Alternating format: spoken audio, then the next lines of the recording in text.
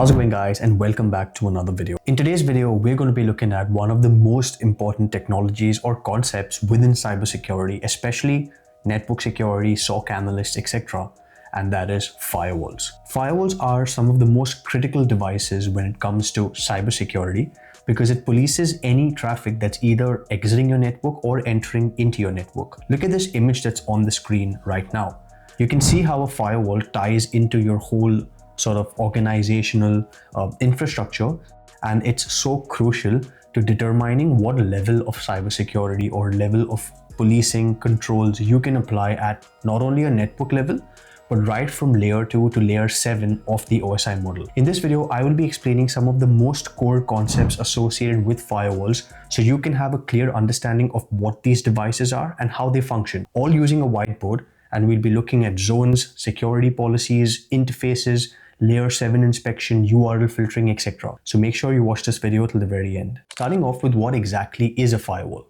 A firewall is a device that is responsible for policing traffic that's either exiting or entering your network perimeter. Its job is simple: allow trusted traffic, block untrusted traffic, and at the end of this, generate logs so that as an administrator or as a network security engineer, you can then go and look at those logs, which can later on be used for troubleshooting or auditing purposes. Think of firewall like a security checkpoint for your network.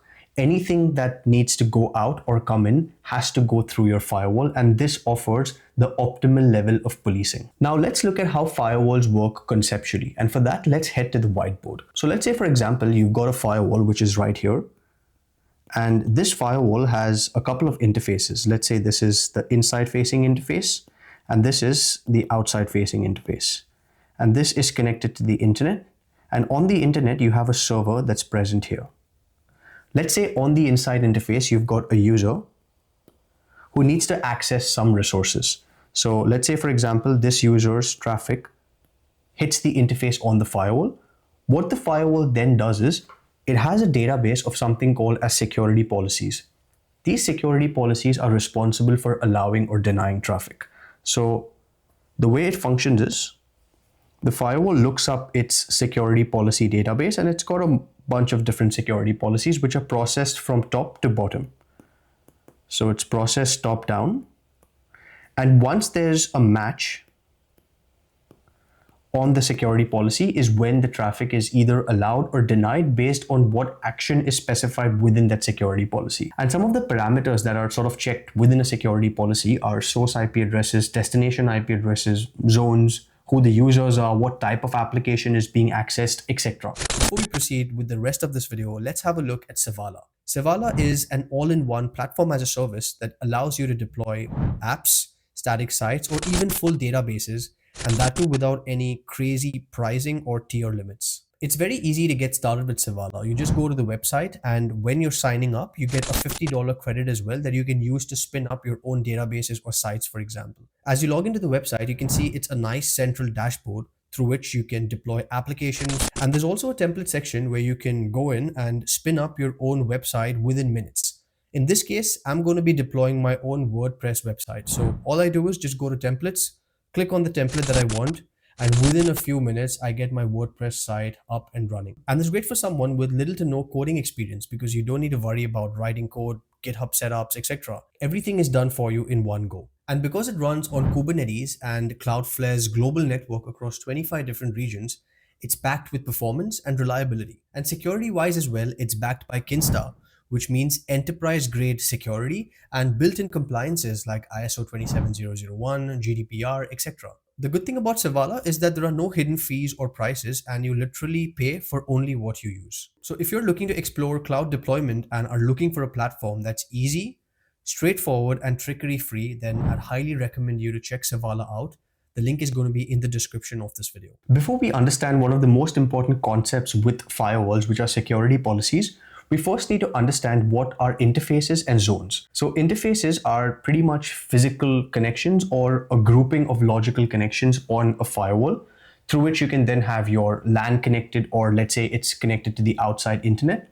A zone, on the other hand, is again a grouping of these different types of interfaces, pretty much forms like a trust boundary within your network or facing outside. To put it into simpler terms, Let's again look at the whiteboard and let's assume this is a firewall right here and you've got multiple interfaces. Let's say this is interface 1, this is interface 2, and this is interface 3. The interface number 3 is connected to the outside internet, and your interface 1 is connected to your LAN, and let's say your interface 2 is connected to your servers, which is right here. So these physical connections that then connect into other network devices, like let's say for interface 1, this connects into a switch right here. These actual physical connections are the interfaces on a firewall. Now these interfaces can also be sort of grouped into logical interfaces, and they're called as aggregate interfaces. If let's say you want to achieve getting more bandwidth, or you want to have different sub interfaces on a specific physical interface, you can do all of that stuff with interfaces as well. Zones, on the other hand, as mentioned earlier, are trust boundaries. Some of the common sort of naming conventions for these zones are the inside zone, which generally faces your inside network, like your LAN, for example. You've then got the outside zone, which pretty much is facing the internet. You've also got a zone called as DMZ, known as demilitarized zone, which generally is used for your public facing servers. And other than that, you can have different types of zones. Like let's say, for example, you've got a restricted Wi-Fi network, which is for outsiders to connect. You can call that as a guest zone. So we'll call that restricted. And other than this, you can also have like remote VPN connections that are coming in on your firewall, and then you can have that zone separate, which is a remote VPN zone. But as you can already understand, different trust boundaries are there, and they are pretty much associated with zones. Now with zones as well, the way a firewall functions is that any traffic within a zone is permitted. But if you want to go from one zone to another zone, you've then got to have a security policy which allows traffic to traverse the firewall. So let's look at the whiteboard again. If this is the firewall and this is one of your interfaces which connects to your LAN, and let's say this is a user on the LAN, and this is your internet, this is your inside zone, and this is your outside zone. Now, any traffic that needs to traverse from your inside zone to your outside zone would then need to be allowed or denied or policed based on security policies that you add on your firewall.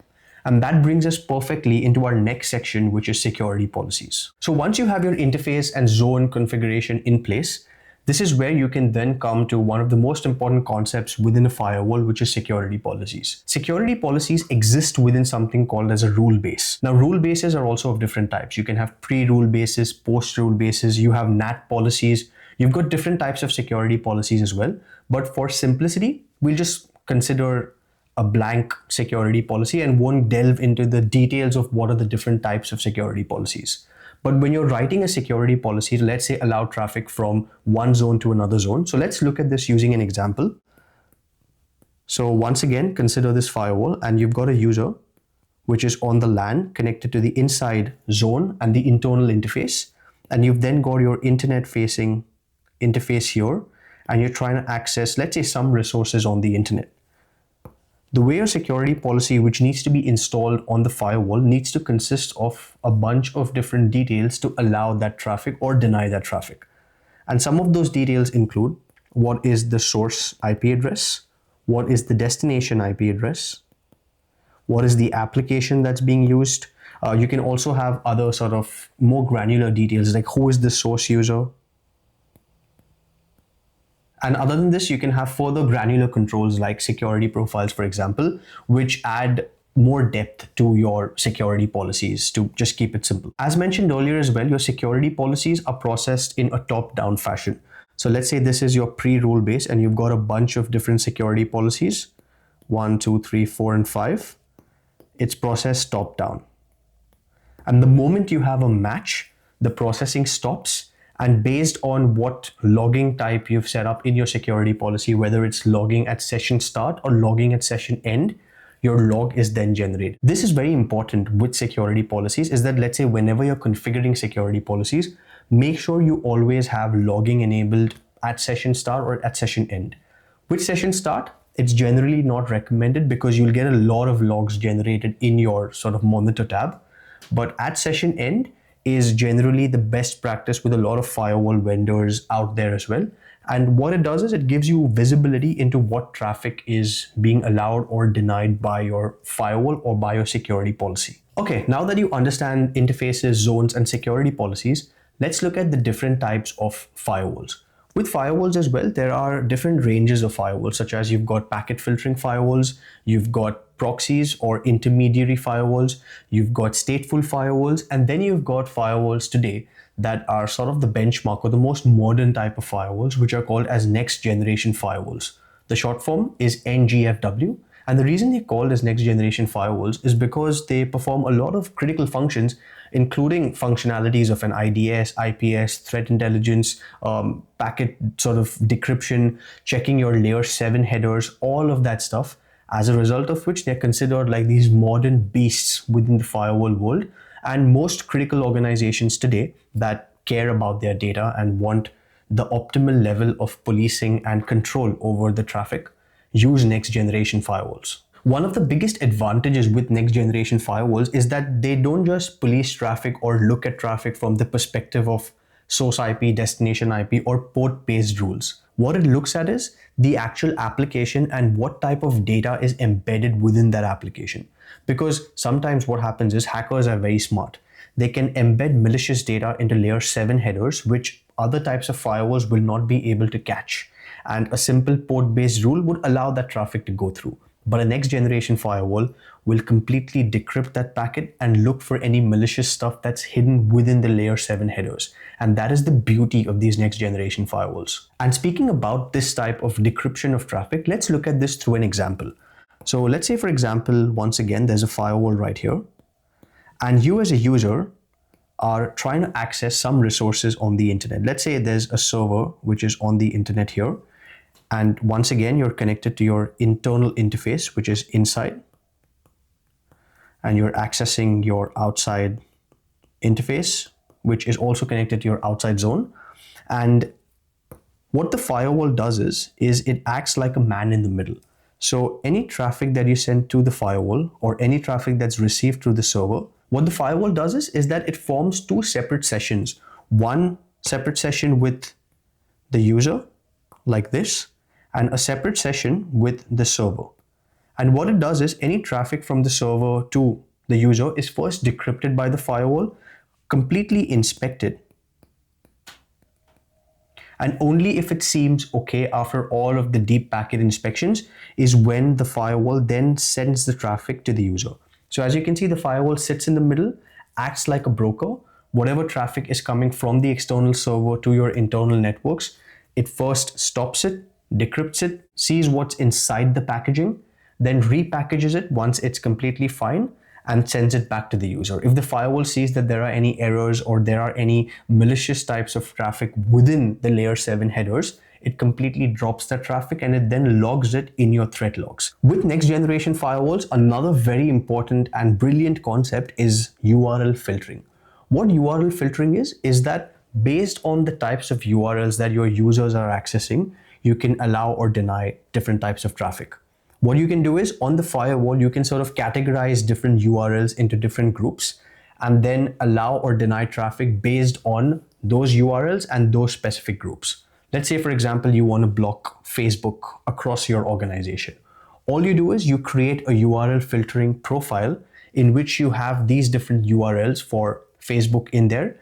And any user, when they're trying to access facebook.com, the firewall looks at that URL filtering profile, which must be attached to a security policy. And then based on the action, which is either allow or deny, that traffic can then sort of be policed or stopped from going to Facebook, and the user won't have access to facebook.com. Once again, let's look at the firewall in question.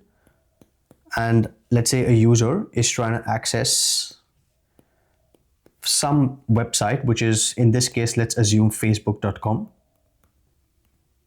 What you've done is you've already gone in and created a URL filtering profile on your firewall where you've sort of listed facebook.com as a URL in there. And when you're creating a security policy, along with source IP, destination IP, application, all of that stuff, you also assign this URL filtering profile to that security policy. So let's say you've installed that security policy on the firewall for, let's say, inside to outside, and you've got facebook.com on there as the URL, and you've set the action to deny. So now when this user is trying to access facebook.com, the firewall is able to see that the user is trying to access that specific URL, checks its security rule base top down, sees a match that there is a rule for facebook.com which is set to deny, and based on that, drops the traffic and then logs it. This type of controls with URLs are available in today's day and age firewalls, such as Palo Altos, checkpoints, Fortinets, etc. And just like this, firewalls also perform a lot of different functionalities, which I won't go into the details of. However, this video should give you a high level, but at the same time, a pretty comprehensive view of what exactly firewalls are, how they function, and why they are so important. If you found this video helpful, do drop a like, comment what you think about the different types of videos I make on this channel. Thank you so much for watching, and I'll see you in the next video.